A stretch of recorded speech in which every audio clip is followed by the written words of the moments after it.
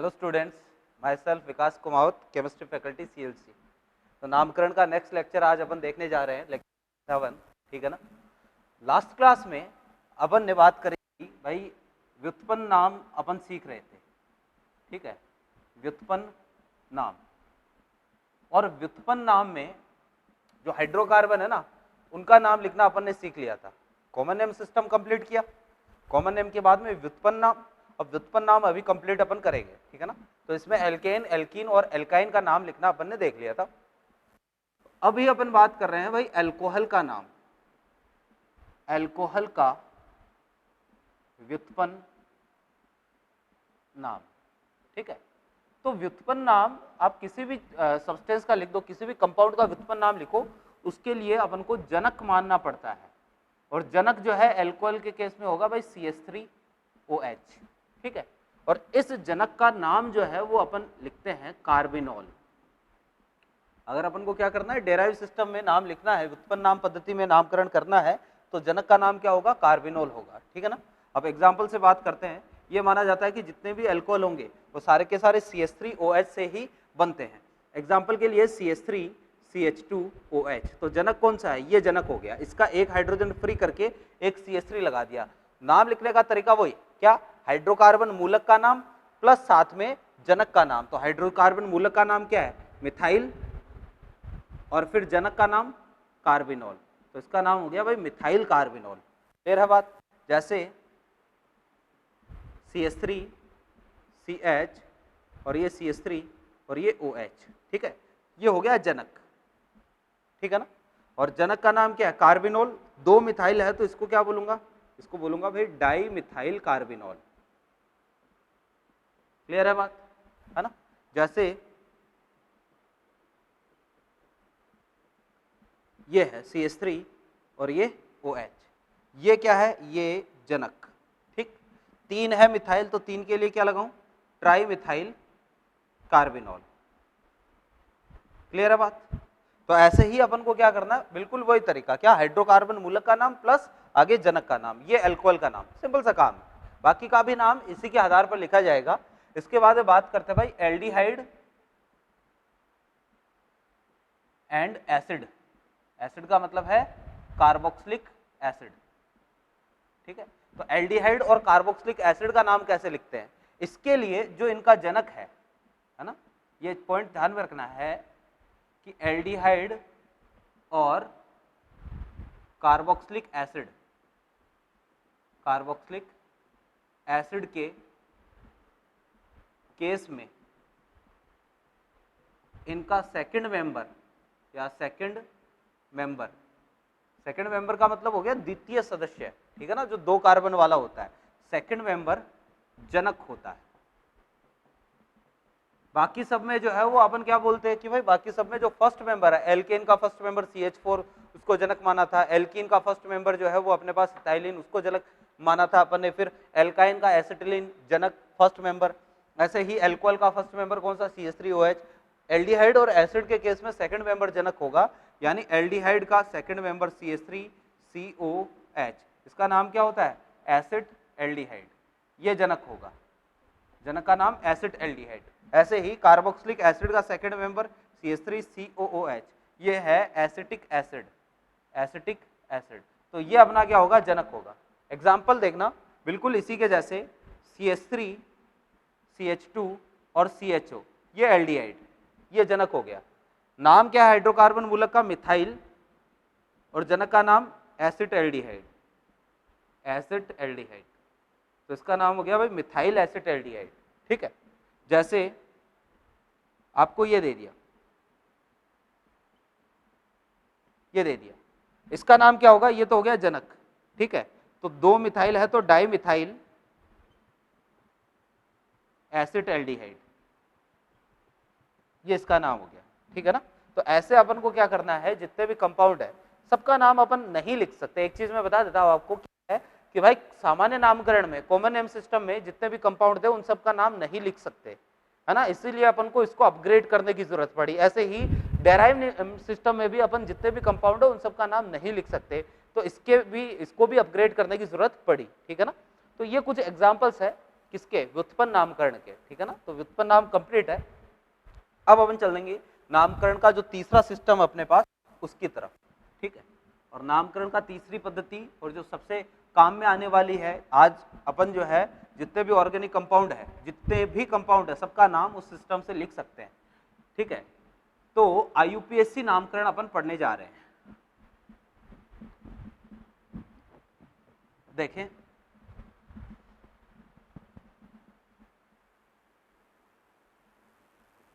IUPAC नामकरण, ठीक है। अब IUPAC नामकरण को अपन जो है वो ऐसे भी बोल सकते हैं, IU और पीछे पैक, तो इसको IUPAC नोमेनक्लेचर भी बोलते हैं, IUPAC नाम भी बोल सकते हैं, ठीक है ना। और फुल फॉर्म बताने की तो शायद जरूरी नहीं होगी, क्या, international union for pure and applied chemistry, ठीक है। तो चीज पूछेगा भी नहीं, ठीक है ना, आपको कि भाई फुल फॉर्म क्या होती है। फिर बात करते हैं भाई इसमें नाम कैसे लिखते हैं। तो एक चीज ध्यान में रखना कि IUPAC नामकरण में नाम लिखने का अपने पास केवल एक ही फॉर्मूला है, नाम लिखने का एक ही फॉर्मूला है, और नाम जो लिखा जाता है वो कुछ इस आधार पर लिखा जाता है, ठीक है। सबसे पहले अपने पास आता है 2 डिग्री प्रीफिक्स, फिर इसके बाद में आता है भाई 1 डिग्री प्रीफिक्स, फिर आता है वर्ड रूट, या इसको रूट वर्ड भी बोलते हैं, रूट वर्ड, ठीक है। फिर इसके बाद में आता है भाई अपने पास 1 डिग्री सफिक्स, और फिर आता है 2 डिग्री सफिक्स, ठीक है ना। तो ये 5 चीजें अपने पास होती है IUPAC नामकरण में, IUPAC नाम लिखने में ये 5 चीजें अपने पास होती है। इनमें से कौन सी चीज क्या है वो बताने से पहले हिंदी में बता देता हूं। इसको जो है बोलते हैं 2 डिग्री पूर्व लग्न, ठीक है ना। प्रीफिक्स का मतलब क्या होता है, पूर्व लग्न होता है। ये 1 डिग्री पूर्व लग्न, इसको हिंदी में बोलते हैं मूल शब्द, क्या बोलते हैं, मूल शब्द, ठीक है। और सफिक्स का मतलब होता है अनुलग्न, तो ये हो गया 1 डिग्री अनुलग्न, ठीक है। और ये वाला हो जाएगा अपने पास 2 डिग्री अनुलग्न, ठीक है ना। तो पूर्व लग्न, अनुलग्न, पूर्व लग्न जो पहले लगता है, अनुलग्न जो पीछे की तरफ लगता है, और मूल शब्द, यानी मूल शब्द से पहले आता है तो पूर्व लग्न, मूल शब्द के बाद में आता है तो अनुलग्न, ठीक है ना। तो किसी भी IUPAC नाम में ये 5 चीजें आपको देखने को मिल सकती है, 2 डिग्री पूर्व लग्न, 1 डिग्री पूर्व लग्न, फिर मूल शब्द, फिर आ गया 1 डिग्री अनुलग्न और 2 डिग्री अनुलग्न। मैं आपको सजेस्ट करूंगा आप इसको इंग्लिश में ही ध्यान में रखें आप इसको इंग्लिश में ही ध्यान में रखें, ठीक है ना। तो शुरू करते हैं कि कौन सी चीज एक्चुअल में क्या है, ठीक है। तो सबसे पहले अपन आते हैं भाई मूल शब्द पर, वर्ड रूट पर या रूट वर्ड, ठीक है। इसको ध्यान से पढ़ेंगे, मूल शब्द। अगर आपको याद हो तो छोटी क्लास में आपने जरूर जो सिंपल कंपाउंड होते हैं, जो साधारण यौगिक होते हैं, साधारण कार्बनिक यौगिक होते हैं, उनका नाम लिखना आपने जरूर सीखा होगा। एल्केन का नाम आपने लिखना सीखा होगा, एल्कीन, एल्काइन, इनका नाम लिखना आपने सीखा होगा, ठीक है। तो याद करें, उसमें अपन क्या करते हैं, एक लंबी कार्बन की श्रृंखला चयन करते हैं, ठीक है। फिर उसके बाद में कार्बन की श्रृंखला का नंबरिंग करते हैं कि किधर से नंबर दें, 1 नंबर, 2 नंबर, 3 नंबर, ठीक है ना। बिल्कुल ऐसा ही काम यहां पर भी करेंगे।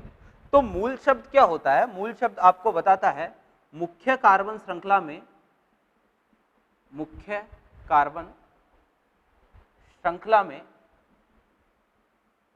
कुल कार्बन परमाणुओं की संख्या, कुल कार्बन परमाणुओं की संख्या, ठीक है।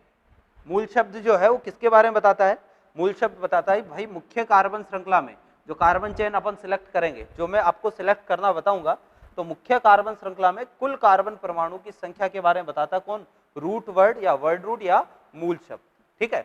जैसे याद करें कि अगर एक कार्बन है अपनी कार्बन श्रृंखला में, तो एक कार्बन के लिए क्या काम में लेते थे, मैथ, 2 कार्बन है तो 2 के लिए एथ, 3 के लिए प्रॉप, 4 के लिए ब्यूट, 5 कार्बन के लिए पेंट, 6 कार्बन के लिए हेक्स, 7 कार्बन के लिए हेप्ट, 8 कार्बन के लिए ऑक्ट, 9 कार्बन के लिए नॉन, 10 कार्बन के लिए डेक, ठीक है।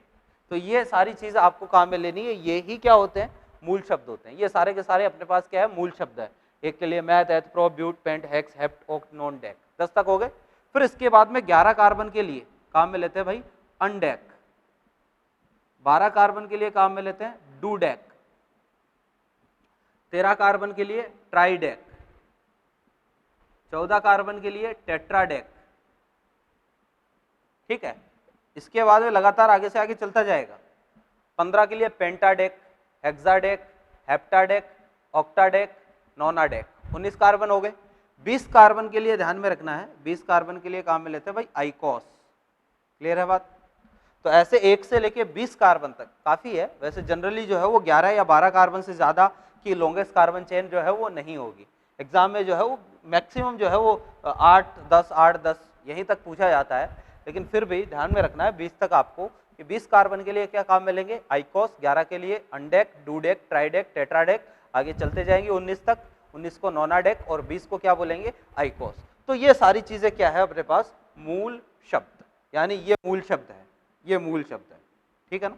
तो मूल शब्द का मतलब क्या होता है कि आपको मुख्य कार्बन श्रृंखला में किसके बारे में बताएंगे, मुख्य कार्बन श्रृंखला में कुल कार्बन परमाणु की संख्या के बारे में इंडिकेशन देते हैं कि मुख्य कार्बन श्रृंखला में कितने कार्बन परमाणु है। क्लियर है बात? फिर आगे चलते हैं। नेक्स्ट अपने पास है भाई मूल शब्द हो गया, 2 डिग्री प्रीफिक्स। ठीक है ना? इसकी बात करते हैं भाई, 2 डिग्री प्रीफिक्स क्या होता है। तो देखें 2 डिग्री प्रीफिक्स, ठीक है। अब 2 डिग्री प्रीफिक्स क्या होता है, इसको बोलेंगे हिंदी में 2 डिग्री पूर्व लग्न, या इसको हिंदी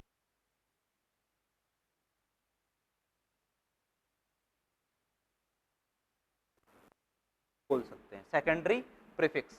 ठीक है, तो देखना ये क्या होता है भाई, लॉन्गेस्ट कार्बन चेन अपन सिलेक्ट करते हैं। देखना मान लो ये कंपाउंड है, ठीक है, इसका नाम आपको लिखना है। तो सबसे लंबी कार्बन श्रृंखला कौन सी होगी, ये अपने पास सबसे लंबी कार्बन श्रृंखला कितने कार्बन की, 4 कार्बन की सबसे लंबी कार्बन श्रृंखला। ठीक है, अब इस कार्बन श्रृंखला, एक तो होगी मुख्य कार्बन श्रृंखला, और इस कार्बन श्रृंखला से जो भी चीज साइड में जुड़ी हुई है उसको अपन बोलते हैं भैया प्रतिस्थापी। क्या बोलते हैं, प्रतिस्थापी। तो ये मुख्य कार्बन श्रृंखला और ये वाला जो कार्बन है ना CH3, ये क्या है, एक प्रतिस्थापी है। क्या है, प्रतिस्थापी। तो प्रतिस्थापी क्या होता है, मुख्य कार्बन श्रृंखला पर जो कुछ भी जुड़ा हुआ होता है, साइड में जो भी जुड़ा हुआ होता है उसको अपन क्या बोलते हैं, प्रतिस्थापी बोलते हैं। ठीक है ना, साइड में जो भी, एक होता है क्रियात्मक समूह जिसकी बात करेंगे, मुख्य क्रियात्मक समूह। तो एक बार के लिए आप ये माने कि मुख्य कार्बन श्रृंखला से जो कुछ भी जुड़ा हुआ है साइड में उसको क्या बोलेंगे, प्रतिस्थापी बोलेंगे। जैसे ये CH3 प्रतिस्थापी हो गया। ठीक है, जैसे अपने पास ये कंपाउंड है भाई, ये CH3 और ये CH3, तो ये मुख्य कार्बन श्रृंखला होगी, 3 कार्बन की सबसे ज्यादा कार्बन, तो ये साइड में जुड़ा हुआ है, तो ये दोनों क्या हो गए, प्रतिस्थापी हो गए। ठीक है, तो मुख्य कार्बन श्रृंखला से जो भी जुड़ा होता है उसको क्या बोलते हैं, प्रतिस्थापी बोलते हैं। फिर इसके बाद में देखना, फिर इसके बाद में देखें कि 2 डिग्री प्रीफिक्स किसके बारे में बताता है, ये एक्चुअल में आपको बताता है भाई प्रतिस्थापी के बारे में, प्रतिस्थापी के बारे में बताता है। ठीक है, यानी 2 डिग्री प्रीफिक्स की जगह आपको प्रतिस्थापी का नाम लिखना होता है। 2 डिग्री प्रीफिक्स की जगह प्रतिस्थापी का नाम लिखा जाता है। ठीक है, कि 2 डिग्री प्रीफिक्स की जगह किसका नाम लिखेंगे, प्रतिस्थापी का नाम लिखेंगे। अब देखें कौन कौन से प्रतिस्थापी आपको जनरली मिल सकते हैं, यानी मुख्य कार्बन श्रृंखला से आपको क्या क्या जुड़ा हुआ मिल सकता है, ये चीज समझने की कोशिश करते हैं। सबसे सामान्य प्रतिस्थापी है भाई R। ठीक है, ये R क्या होता है, तो बिल्कुल वही एल्किल समूह होता है, CH3, C2H5, C3H7, ये R। तो R जो है इसका नाम होता है भाई एल्किल। ठीक है, तो R के लिए आपको क्या क्या मिल सकता है, R की जगह R के जैसे आपको CH3 मिल सकता है, इसका नाम क्या हो जाएगा, मिथाइल। ठीक है, तो R का नाम लिखना अपन पहले सीख चुके हैं, वो सारी चीजें इसीलिए अपन ने सीखी थी क्योंकि यहाँ काम में आती है। C2H5 को क्या बोलूंगा, इथाइल बोलूंगा, C3H7 को क्या बोलूंगा, प्रोपाइल बोलूंगा। तो इस तरीके से आपको जो है वो R के तौर पर कोई प्रतिस्थापी मिल सकता है। मुख्य कार्बन श्रृंखला होगी, हो सकता है ये सारी चीजें मुख्य कार्बन श्रृंखला से जुड़ी हो, प्रतिस्थापी के तौर पर काम में आए, ये सारे के सारे जो है वो सामान्य प्रतिस्थापी है। इसके अलावा और क्या आपको देखने को मिल सकता है, इसके अलावा भाई मुख्य कार्बन श्रृंखला पर आपको OR जुड़ा हुआ मिल सकता है। OR क्या होता है, तो OR का नाम होता है भाई एल्कोक्सी। क्या नाम होता है, एल्कोक्सी। जैसे एग्जाम्पल के लिए R की जगह इनमें से कुछ भी हो सकता है, जैसे अगर R की जगह जो है वो CH3 लगाऊंगा तो इसका नाम, एक कार्बन के लिए मैथ, तो इसका नाम हो जाएगा मैथॉक्सी। ठीक है, जैसे R की जगह C2H5 लगाऊंगा तो इसका 2 कार्बन के लिए एथ, तो इसका नाम हो जाएगा भाई एथॉक्सी। एल्कोक्सी के आधार पर नाम लिखना है, ठीक है ना। जैसे C2H5 C3H7 लगा दोगे, C3H7, तो इसका नाम हो जाएगा प्रोपॉक्सी। तो ये जो है वो सामान्य अपने पास क्या है भाई, प्रतिस्थापी है। ये प्रतिस्थापी के तौर पर आपको मिल सकते हैं। इसके अलावा और देखो, इसके अलावा आपको कोई हेलोजन प्रतिस्थापी के तौर पर मिल सकता है X, और इसके लिए जो वर्ड काम में लेंगे वो हेलो वर्ड काम में लेंगे। ठीक है, यानी 2 डिग्री प्रीफिक्स की जगह अगर CH3 आता है ना, CH3 आता है कंपाउंड में प्रतिस्थापी के रूप में, तब तो 2 डिग्री प्रीफिक्स की जगह मिथाइल लगा दो। ठीक है, अगर 2 डिग्री प्रीफिक्स के तौर पर जो है वो मान लो यहाँ पर मुख्य कार्बन श्रृंखला पर प्रतिस्थापी OCH3 है, तो 2 डिग्री प्रीफिक्स की जगह क्या लगाओगे, मेथॉक्सी लगाओगे। इसके अलावा प्रतिस्थापी के तौर पर कोई हेलोजन X जो है वो को प्रदर्शित करता है, यानी X की जगह फ्लोरीन, क्लोरीन, ब्रोमीन या आयोडीन, इनमें से कुछ भी हो सकता है। क्लियर? तो इसके लिए वर्ड काम में लेंगे हेलो। जैसे मान लो फ्लोरीन जुड़ा हुआ आ गया प्रतिस्थापी के तौर पर, तो इसके लिए काम में लेंगे फ्लोरो। ठीक है, अगर मान लो Br जुड़ा हुआ आ गया तो इसके लिए काम में लेंगे ब्रोमो। क्लोरीन जुड़ा हुआ आ गया तो क्या काम में लेंगे, क्लोरो। आयोडीन जुड़ा हुआ आ गया तो आयोडो। इस तरीके से आपको जो है अगर हेलोजन आ जाए तो आपको ये सारे वर्ड काम में लेने हैं। एक और है, और देखो और क्या हो सकता है भाई, NO2 देखने को मिल सकता है। ठीक है ना, प्रतिस्थापी के तौर पर NO2 आ सकता है। NO2 आ जाए तो इसके लिए काम में लेते हैं नाइट्रो। ठीक है, इसके अलावा आपको प्रतिस्थापी के तौर पर NO भी देखने को मिल सकता है। अगर NO आ जाए तो इसके लिए काम में लेंगे नाइट्रोसो। ठीक है, तो ये सारे कुछ सामान्य प्रतिस्थापी, इसके अलावा भी बहुत सारे प्रतिस्थापी काम में आ सकते हैं, प्रतिस्थापी और भी हो सकते हैं, लेकिन उनकी बात जैसे जैसे अपन नामकरण पढ़ेंगे, आगे पढ़ रहे हैं, वैसे वैसे आगे पढ़ेंगे। ठीक है ना, तो ये कुछ कॉमन प्रतिस्थापी है, सामान्य प्रतिस्थापी है, जिनको अपन ज्यादा काम में लेते हैं। ठीक है ना, और प्रतिस्थापी जब भी आता है तो उसका क्या नाम है, वो जो भी उसका नाम होता है वो ही अपन को द्वितीयक पूर्व लग्न के स्थान पर काम में लेना है। ठीक है, तो 2 डिग्री प्रीफिक्स किसके बारे में बताएगा भाई, प्रतिस्थापी के बारे में बताएगा। क्लियर है बात, आगे बढ़ते हैं। ठीक है, फिर देखो अगला है 1 डिग्री प्रीफिक्स। तो 1 डिग्री प्रीफिक्स किसके बारे में बताता है, देखना।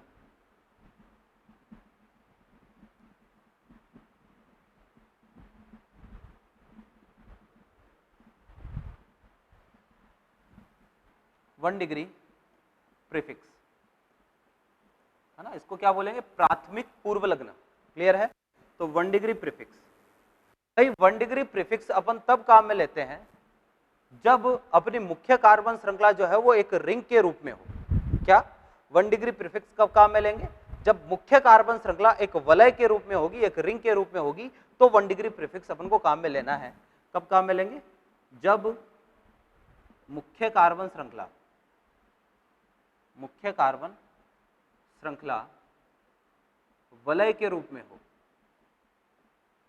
वलय के रूप में हो। ठीक है, अगर अपने मुख्य कार्बन श्रृंखला जो है वो वलय के रूप में है तो 1 डिग्री प्रीफिक्स काम में लेना है। अब 1 डिग्री प्रीफिक्स की जगह क्या लगाते हैं, तो ध्यान से, अगर कोई सिंपल आपको रिंग दे रखी है 3 कार्बन की, 4 कार्बन की रिंग, 5 की या 6 कार्बन की रिंग आपको दे रखी है और ये आगे से आगे चलती जाएगी, है ना, 6 7 जनरली जो है वो 6 कार्बन तक की रिंग आपको देता है। तो अगर कोई सिंपल एक सिंगल रिंग दे रखी है, इस केस में इनके लिए जो 1 डिग्री प्रीफिक्स होता है ये अपन काम में लेते हैं साइक्लो। क्या काम में लेंगे, साइक्लो। ठीक है, सिंपल अगर आपको केवल एक ही रिंग दे रखी है तो साइक्लो। इसके अलावा देखना जरा, अगर आपको ऐसा केस दे दे कि मान लो 2 रिंग जो है वो आपस में ऐसे जुड़ी हुई है, ठीक है ना, दो रिंग आपस में जुड़ी हुई है, दो जगह से जुड़ी हुई है। इस कार्बन की डिग्री बता सकते हैं आप 3 डिग्री और ये भी 3 डिग्री। तो दो रिंग आपस में 3 डिग्री कार्बन से जुड़ी हुई है, ऐसी पोजीशन आ जाए तो इसके लिए जो प्रीफिक्स काम में लेते हैं वो लेते हैं भाई बाईसाइक्लो।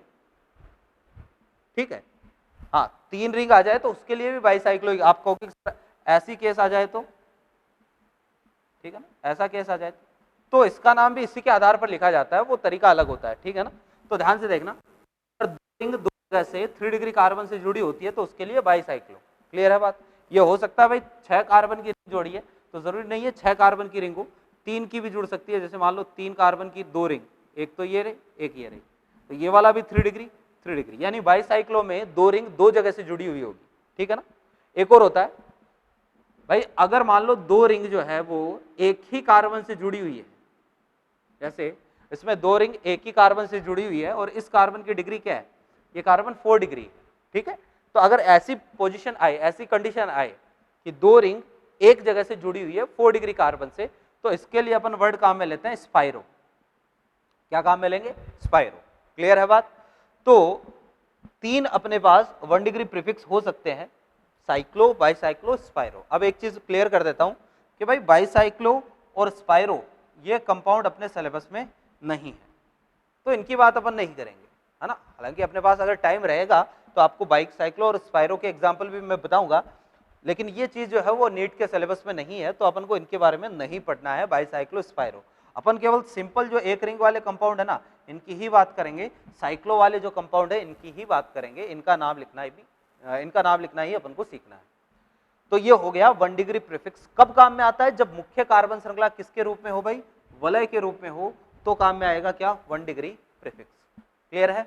आगे बढ़ते हैं, देखें।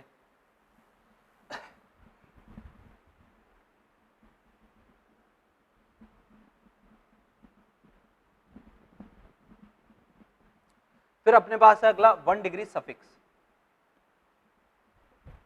1 डिग्री सफिक्स, इसकी बात करते हैं। ये क्या होता है? तो सफिक्स का मतलब होता है अनुलग्न, जो मूल शब्द के पीछे की तरफ लगता है। ठीक है ना, तो ये अनुलग्न। तो 1 डिग्री सफिक्स यानी प्राथमिक अनुलग्न, इसको आप बोल सकते हो, प्राथमिक अनुलग्न। ठीक है, और ये किसके बारे में बताता है? तो भाई ये बताता है मुख्य कार्बन श्रृंखला, जो अपन ने मुख्य कार्बन श्रृंखला चूज करी है ना, तो मुख्य कार्बन श्रृंखला की संतृप्तता और असंतृप्तता के बारे में बताता है। ठीक है, कि भाई मुख्य कार्बन श्रृंखला जो है, जो लॉन्गेस्ट कार्बन चेन अपन ने सिलेक्ट करी है, वो संतृप्त है या असंतृप्त है। कहने का मतलब क्या है कि भाई संतृप्त का मतलब, अपने पास ऑर्गेनिक कंपाउंड 2 तरीके के होते हैं। ठीक है, कार्बनिक यौगिक 2 तरीके के होते हैं। एक तो होते हैं भाई संतृप्त,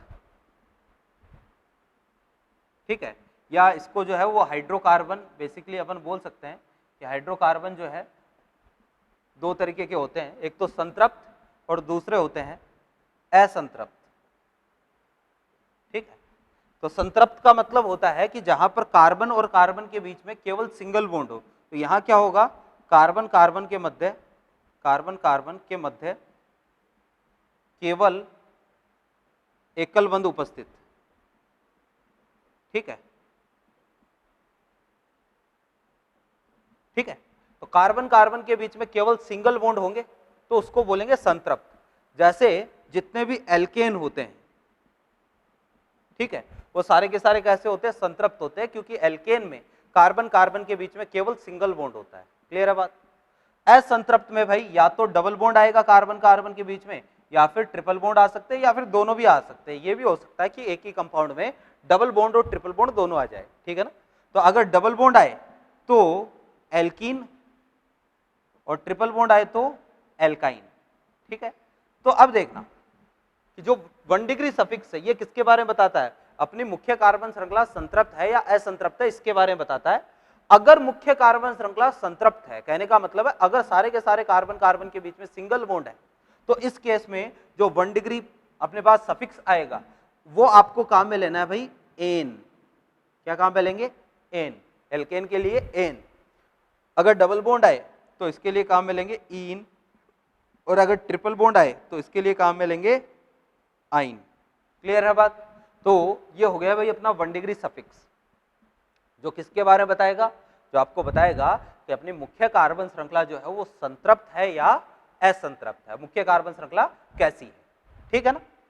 तो ये हो गया भाई अपने पास 1 डिग्री सफिक्स। फिर आता है नेक्स्ट 2 डिग्री सफिक्स, उसकी बात भी अपन कर लेते हैं। 2 डिग्री सफिक्स का मतलब द्वितीयक अनुलग्न। अब ये क्या होता है तो देखना,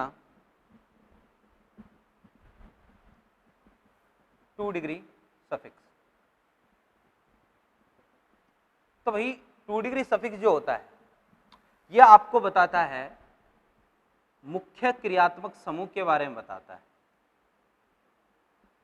मुख्य क्रियात्मक समूह के बारे में बताता है,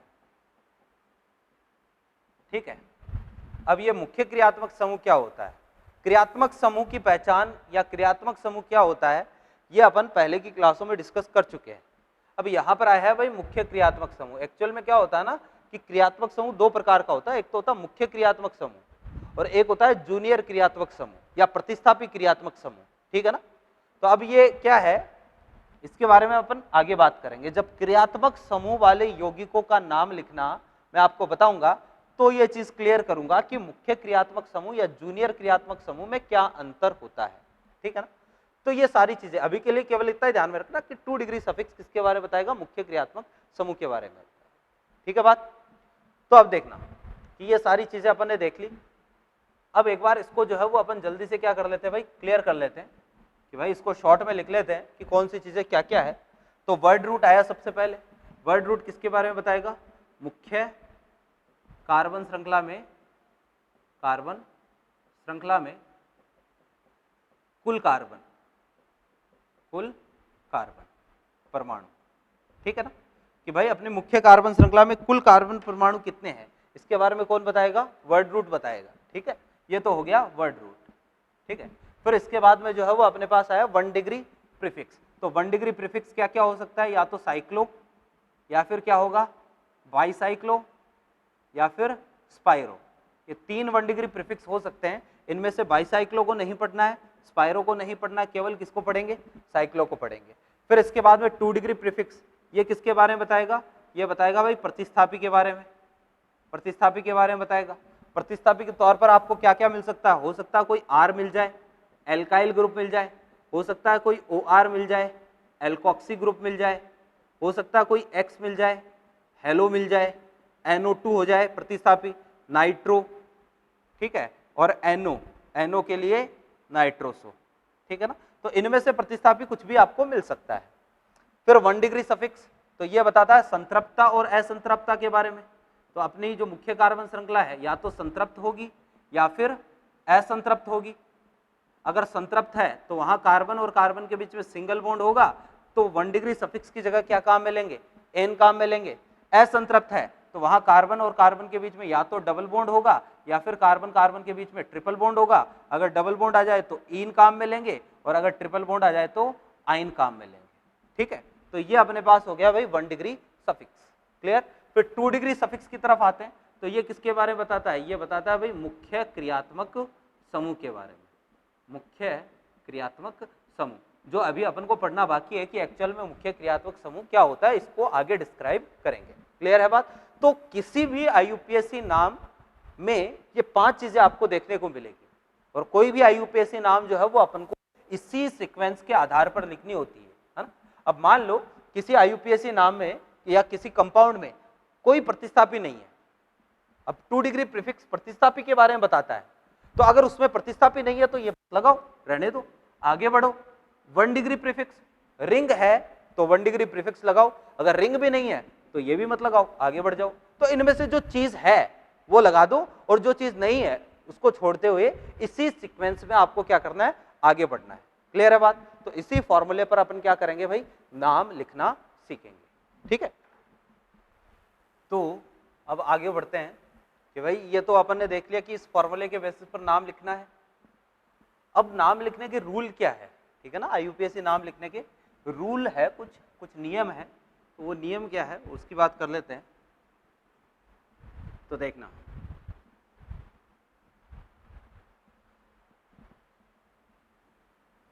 भाई नामकरण के नियम,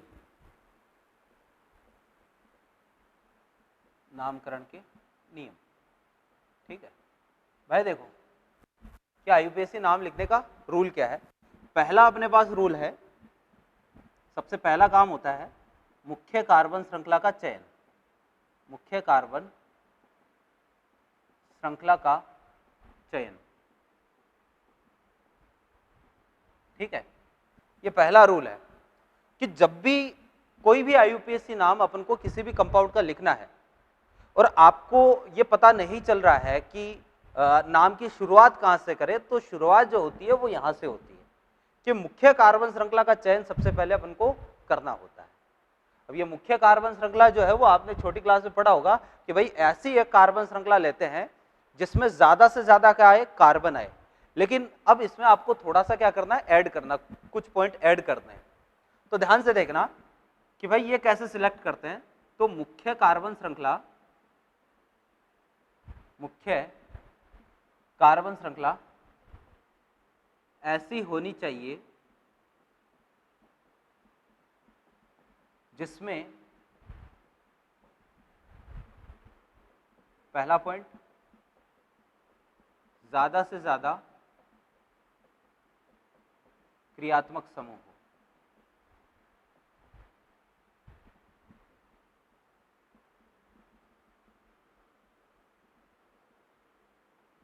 मुख्य क्रियात्मक समूह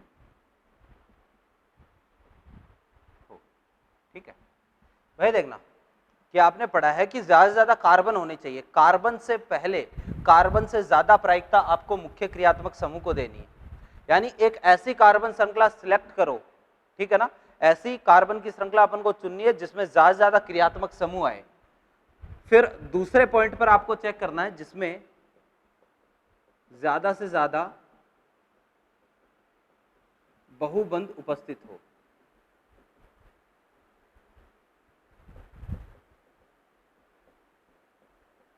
ये सेकंड नंबर पे देखना है। अभी कैसे चेक करेंगे ये बताएंगे आपको। तीसरे नंबर पर देखना है जिसमें ज्यादा से ज्यादा कार्बन हो। और फिर चौथे नंबर पे आपको चेक करना है जिसमें ज्यादा से ज्यादा प्रतिस्थापी हो, ठीक है भाई। देखो कि मुख्य कार्बन श्रृंखला सिलेक्ट करने के 4 रूल हैं, ठीक है ना, कि आपको ऐसी कार्बन श्रृंखला चूज करनी है जिसमें ज्यादा से ज्यादा क्रियात्मक समूह आए। आपको ये चारों पॉइंट जो है वो इसी सीक्वेंस में चेक करने हैं। यानी कोई कंपाउंड आपको चुनना है। मैं एग्जांपल से समझाने की कोशिश करता हूं। जैसे आपको ये मैंने कोई कंपाउंड दे दिया,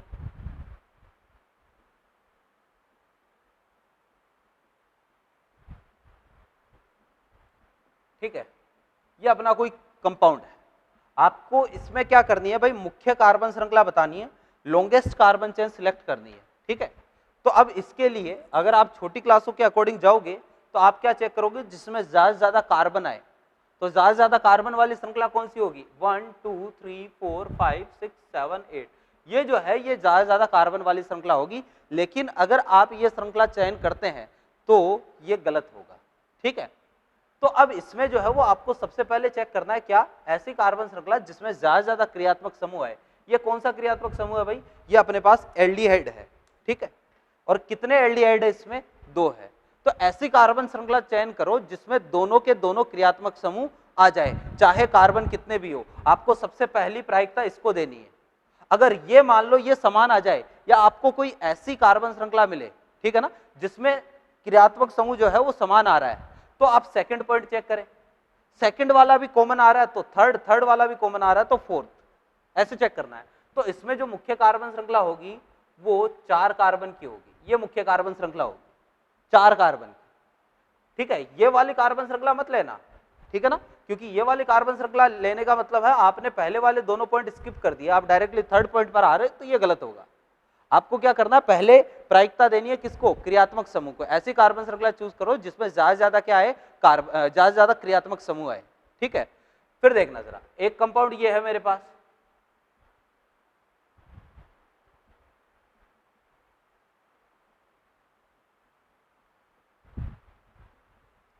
अब इसमें क्या करना है, मेरे को मुख्य कार्बन श्रृंखला चयन करनी है। तो मुख्य कार्बन श्रृंखला भाई 1 2 3 4 5 6 7, आप कहोगे कि सर ये वाले ले लो 7 कार्बन आ रहे हैं, लेकिन ये गलत है। क्यों? क्योंकि पहली प्रायिकता किसको देनी है, क्रियात्मक समूह। आप कोशिश ये करो कि आपका क्रियात्मक समूह उस कार्बन में, यानी क्रियात्मक समूह का कार्बन जो है ना वो मुख्य कार्बन श्रृंखला में शामिल हो जाए, ये अपन को कोशिश करनी है। तो इसका कार्बन जो है वो मुख्य कार्बन श्रृंखला में आना ही चाहिए। CHO का जो कार्बन है ना ये तो मुख्य कार्बन श्रृंखला में आना ही चाहिए, और बाकी कार्बन कौन सा आता है कौन सा नहीं आता उससे मतलब नहीं है। तो इसका कार्बन तो काउंट करना ही है। तो इसका कार्बन काउंट करूंगा तो ध्यान से देखना, अब 1 2 3 4 5 6, अगर ये वाली श्रृंखला लेते हो तो 6 कार्बन, 1 2 3 4, ये वाली श्रृंखला लेते हो तो 4 कार्बन। अब दो ऑप्शन आ गए कि भाई मुख्य कार्बन श्रृंखला चूज कर ली, ठीक है। अब मेरे पास मुख्य कार्बन श्रृंखला जो है इसमें भी क्रियात्मक समूह आ रहा है, इसमें भी क्रियात्मक समूह आ रहा है, तो दो प्रकार की कार्बन श्रृंखलाएं मिल गई। तो आप सेकंड पॉइंट चेक करो, क्या ऐसी कार्बन श्रृंखला जिसमें ज्यादा से ज्यादा बहुबंध हो, इसमें है क्या बहुबंध? इधर वाले में नहीं है। इधर वाले में है क्या बहुबंध? बहुबंध का मतलब डबल बॉन्ड और ट्रिपल बॉन्ड, तो इसमें भी बहुबंध नहीं है, इसमें भी बहुबंध नहीं है, यानी ये वाला पॉइंट नहीं लग रहा है। तो आप तीसरे पे आओ, तो ऐसी कार्बन श्रृंखला जिसमें ज्यादा से ज्यादा कार्बन हो, 1 2 3 4, ये वाली कार्बन श्रृंखला लोगे तो इसमें 4 कार्बन, इधर वाली कार्बन श्रृंखला लोगे तो इसमें 1 2 3 4 5 6 कार्बन। इसका मतलब इसमें मुख्य कार्बन श्रृंखला जो है वो ये वाली होगी। क्लियर है बात? एक कंपाउंड और लेते हैं, जैसे नाम लिखना बाद में सीखेंगे, पहले आपको क्या करना है भाई, मुख्य कार्बन श्रृंखला का चयन करना है। ये कंपाउंड है, इसमें मुख्य कार्बन श्रृंखला चूज करनी है। तो पहला पॉइंट, ज्यादा से ज्यादा क्रियात्मक समूह आए। क्रियात्मक समूह कौन सा है? COH, यानी ऐसी कार्बन श्रृंखला लो जिसमें COH का कार्बन तो आई आए। तो ध्यान से देखना, 1 2 3 4 5 6, 1 2 3 4, दो कार्बन श्रृंखलाएं ऐसी है जिनमें COH का कार्बन आएगा। फिर इसके बाद में जिसमें ज्यादा से ज्यादा बहुबंध हो, तो अगर ये वाली श्रृंखला लेते हो 1 2 3 4, ये वाली श्रृंखला लेते हो, ठीक है ना, तो इसमें जो है वो कोई बहुबंध नहीं है, लेकिन कार्बन श्रृंखला ऐसे लेनी है जिसमें बहुबंध उपस्थित हो। तो इसका मतलब आपको ये वाली कार्बन श्रृंखला लेनी है, चाहे कार्बन कितने भी आ जाए। आप कहोगे सर इधर तो 4 कार्बन है, उधर जो है वो अपने पास 6 कार्बन है। बिल्कुल 6 कार्बन है, लेकिन आपको तीसरा पॉइंट पहले चेक नहीं करना, तीसरे से पहले दूसरा चेक करो। ऐसी कार्बन श्रृंखला लो जिसमें ज्यादा से ज्यादा क्या है, बहुबंध आए। बहुबंध को ज्यादा प्रायिकता आपको देनी है। मेरी बात समझ में आ रही होगी, ठीक है ना? फिर देखो जरा,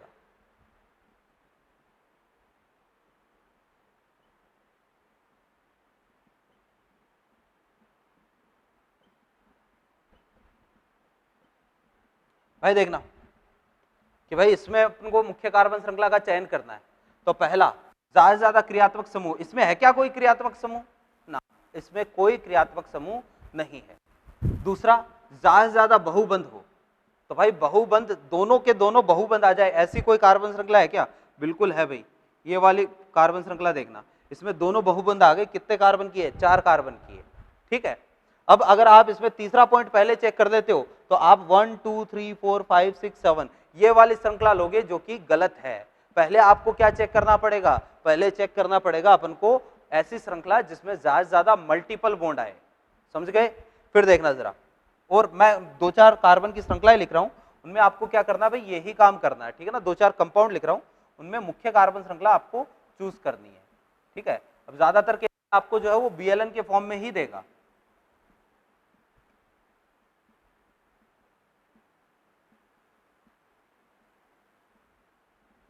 इनको चेक करे देखे,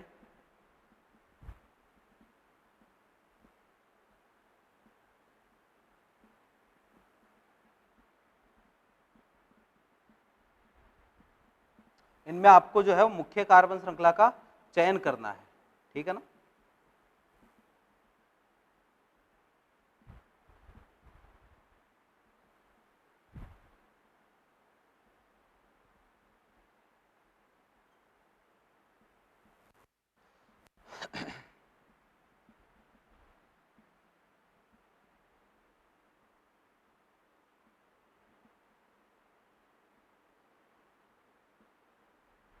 ठीक है भैया, देखो ये अपने पास कुछ कंपाउंड्स है और इनमें अपन को मुख्य कार्बन श्रृंखला का चयन करना है, करते हैं। भाई ऐसी कार्बन श्रृंखला जिसमें ज्यादा क्या है, क्रियात्मक समूह। इसमें कोई क्रियात्मक समूह नहीं है, इसमें जो है वो कितने क्रियात्मक, ये कौन सा है, COOH कार्बोक्सिलिक एसिड, COOH, इसमें 2 क्रियात्मक समूह है। इसमें ये COOH, ये COOH, ये भी क्रियात्मक समूह, इसमें भी 2 है, इसमें भी कोई क्रियात्मक समूह नहीं है। तो पहले में कोई क्रियात्मक समूह नहीं है, दूसरी करो, दूसरा पॉइंट क्या है, ज्यादा बहुबंध आए। तो इस ऐसी कोई कार्बन श्रृंखला हो सकती है क्या जिसमें दोनों के दोनों डबल बॉन्ड आ जाए? बिल्कुल हो सकती है भाई। ये वाले देखना जरा, चाहे कार्बन कितने ही आए, पहले डबल बॉन्ड को ज्यादा प्रायिकता देनी है। ये वाली कार्बन श्रृंखला जो है वो हो गई। यहाँ चेक करते हैं, यहाँ पर जो है ऐसी कार्बन श्रृंखला जिसमें ज्यादा क्रियात्मक समूह है, 1 2 3, ये 3 कार्बन की श्रृंखला होगी। ठीक है, आपको बाकी को क्या करना पड़ेगा, छोड़ना पड़ेगा। पहले क्रियात्मक समूह को प्रायिकता दो, क्रियात्मक समूह अगर समान आता है तो बहुबंध को प्रायिकता दो, बहुबंध समान आते हैं तो कार्बन की संख्या को प्रायिकता देनी है। इसमें बताओ जरा मुख्य कार्बन श्रृंखला, भाई देखना, ये क्रियात्मक समूह और ये क्रियात्मक समूह, ये दोनों तो मुख्य कार्बन श्रृंखला में आने ही चाहिए। तो भाई ये मुख्य कार्बन श्रृंखला होगी। यहां करते हैं, तो भाई इसमें कोई क्रियात्मक समूह नहीं है, बहुबंध। ऐसी कोई कार्बन की श्रृंखला बताओ जिसमें ज्यादा बहुबंध आए। तो भाई ये देखना जरा, ये वाली कार्बन श्रृंखला में जो है वो दोनों के दोनों बहुबंध आ जाएंगे। भले ही कार्बन कितने हैं, 1 2 3 4 5 6, भले ही इसमें 6 कार्बन है ना, ये यहाँ पर एक कार्बन होगा क्योंकि जहां से बंध स्टार्ट होता है वहां कार्बन होता है, यहाँ से बंध स्टार्ट हुआ है यहाँ कार्बन है, यहाँ पे भी कार्बन है। तो ये वाली कार्बन श्रृंखला भले ही कार्बन कितने ही आए, आपको ये ध्यान में रखना है, इसी सीक्वेंस में मुख्य कार्बन श्रृंखला का चयन करना है। क्लियर है बात? कल मैं आपको कुछ और कंपाउंड पर ये प्रैक्टिस करवाऊंगा जिसमें मुख्य कार्बन श्रृंखला का चयन अपन करेंगे। ठीक है ना? तो इसमें आपको क्या करना है, ये चीजें आज जो मैंने बताया है ये पढ़ना। अगर कोई डाउट हो तो वो डाउट आप CLC के साथ जुड़े रहे, व्हाट्सएप पर जो है वो डाउट भेज सकते हैं। आपके जो लेक्चर स्टार्ट होने से पहले जो स्लाइड आती है उस पर सारे कॉन्टैक्ट डिटेल लिखे हैं। ठीक है ना? तो वहाँ आप अपना डाउट डिस्कस कर सकते हैं। इसके बाद की बातें जो है वो अपन नेक्स्ट क्लास में करते हैं। Thank you.